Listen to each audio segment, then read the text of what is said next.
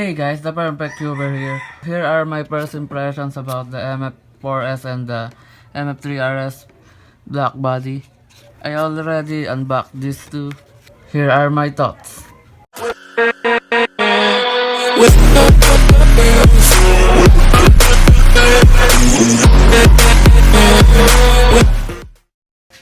First, let's go to the MF3RS. I already have a stickerless version of it, but I want to have a black body.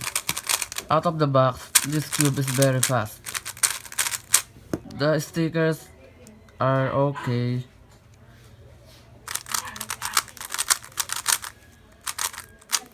The corner cutting out of the box is not good, but after some solves, it becomes better. There are some catches here like my stickerless version, but after breaking it in, it will become less. Okay, let's go to the MF4S.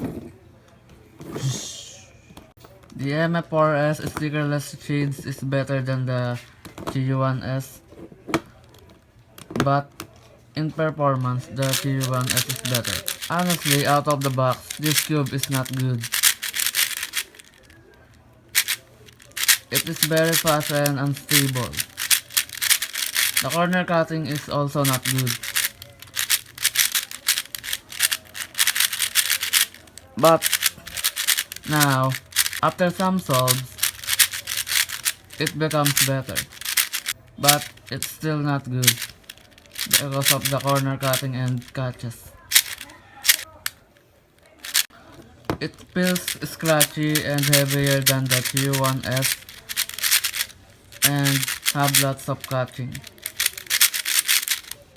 I think this cube is good for beginners, but not for like me, who average around sub 1 minute and 8 seconds. So those are my first impressions about the MF4S.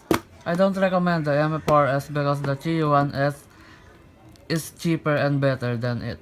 If you want a cheap but good 3x3, go to the MF3RS. However, go to the GU1S if you want a cheap but good budget 4x4. Here are my thoughts on the MF3RS and the MF4S. Hope you enjoyed this video. If you did, leave a like and subscribe to my channel. I will see you all next time.